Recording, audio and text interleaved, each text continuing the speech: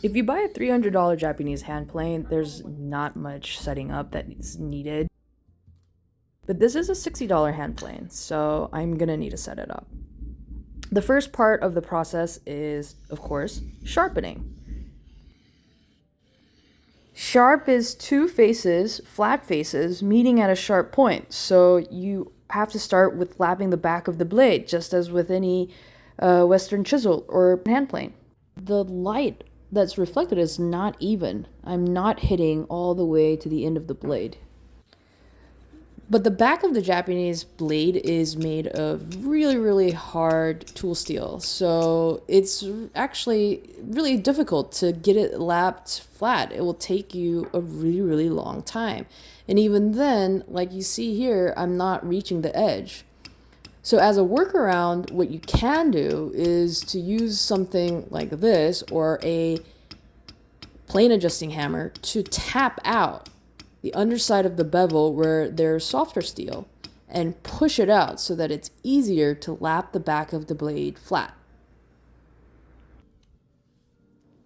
Now that my plane blade is relatively flat, I'm going to move up the grit. This is my 1000 grit whetstone and I'm lapping it before using it.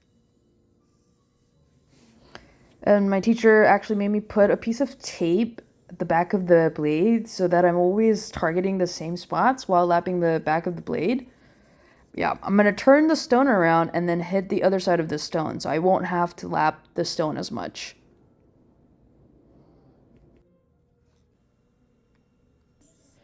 So before moving on to my 6000 grit stone, I'm going to lap my lapping stones flat so that I can use it to lap flat my 6000 grit whetstone.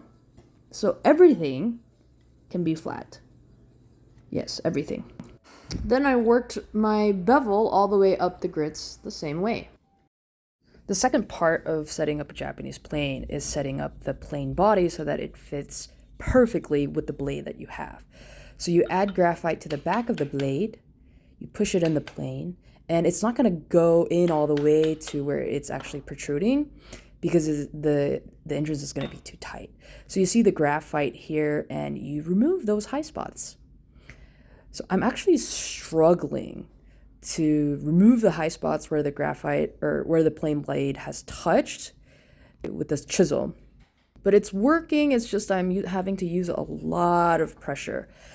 So my teacher comes in and with a old chisel creates a burr, like a scraping burr, by scraping it almost 50 degrees to the diamond stone. And so now he's testing it to make sure that it's working. Yeah, look at this. It's creating a scraping chisel, basically. And it makes it easier to grab the high spots and just take really, really tiny shavings off of the plane body.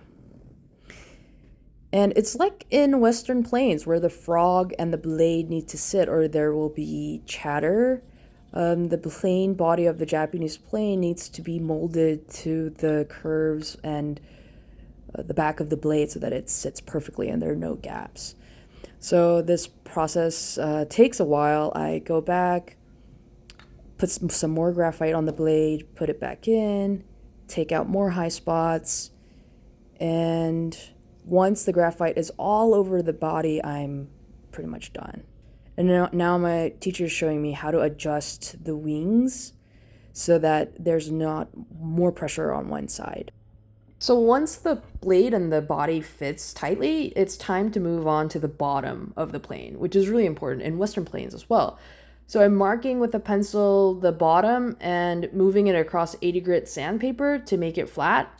And I'm doing it with the blade inside the plane so that the pressure that the blade gives the body, which makes a kind of a bow on the bottom of the plane, is accounted for when you are flattening the bottom of the plane. And you could do it on a piece of glass, but I just did it on the top of a table saw because it is a flat surface and I was okay with working here. So here my teacher is showing me to check not just one side for flatness, but the diagonals of the left and right. Now that my plane bottom is perfectly flat, I'm going to mark out 3 contact points the bottom of my plane, and this is the part that will be left, and the rest of the plane bottom, the material will be removed. And here my teacher is using his scraper plane to remove the material in between these contact points, but you could use a scraper plane or even an extra plane blade if you don't have anything to remove the material in between these 3 contact points.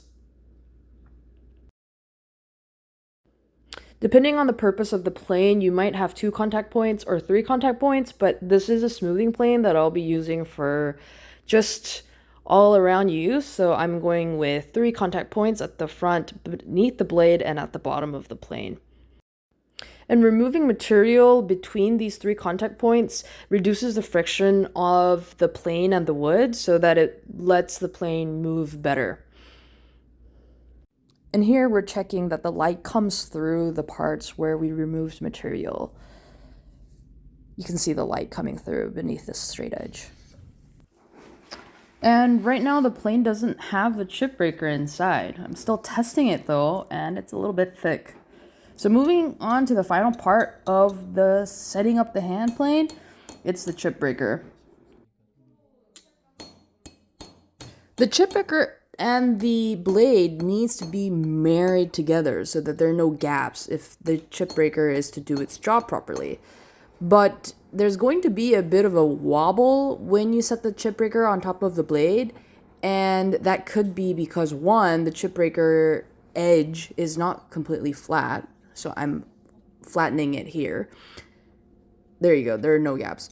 And two, the ears of the chip breaker, the 2 bent ends, are not the same height for what they need to be. So I tap the ears, then test it again, and I do this a few times, and I realize I'm absolutely doing nothing to fix the wobble. And I asked my teacher, what am I doing wrong? And apparently it's because I didn't put enough force behind the hammer. You're trying to bend steel, and I didn't hammer it hard enough.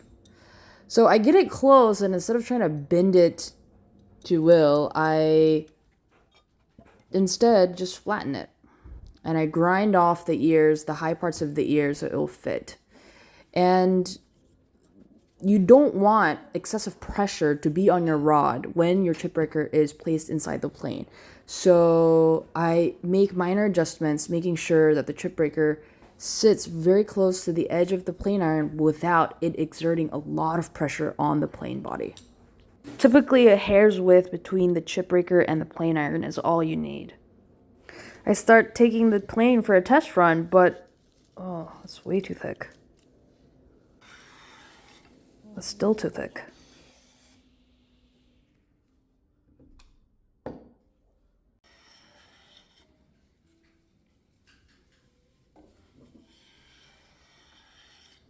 That's more like it.